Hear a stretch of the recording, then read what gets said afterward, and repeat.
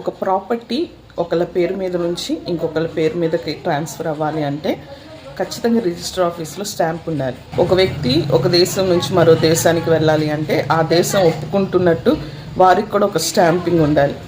ఈ లోకంలో బ్రతుకుతున్నప్పుడు క్రైస్తవునికి కూడా విమోచన దినం వరకు ఒక స్టాంపింగ్ ఉందంట. ఆ స్టాంపింగ్ ఖచ్చితంగా మనం దేవుని బిడ్డలో, మనం దేవుని వారం, మనకు దేవుని ఆశీర్వాదం మన మీద ఉన్నది అని చెప్పి తెలియచేయడానికి ఆ స్టాంపింగ్ని పరిశుద్ధ ఆత్మదేవుడు మన మీద వేసి ఉంచుతాడంట. అదే ఆయన ముద్ర కలిగి ఉండటము అంటే. దేవుని ముద్ర కలిగి ఉన్నావా? పరిశుద్ధాత్మదేవుని ముద్ర కలిగి ఉన్నావా? ఒకవేళ ఈ 2024 వరకు పరిశుద్ధాత్మదేవుని ముద్ర కలిగి ఉన్నావా? ఒకవేళ కలిగి లేకపోతే ఏదో డెఫినెట్గా రిపెంట్ అవ్వాల్సిన అవసరం ఎంతైనా ఉంది. అర్థంగా లేనండి, సండే సర్వీస్కి వెళ్తున్నాను, ఫ్రైడే సర్వీస్కి వెళ్తున్నాను, ఎన్ని సర్వీసెస్కి వెళ్ళినా సరే నీ మీద దేవుని ముద్ర ఉందా? ఒకసారి ఆలోచించుకో.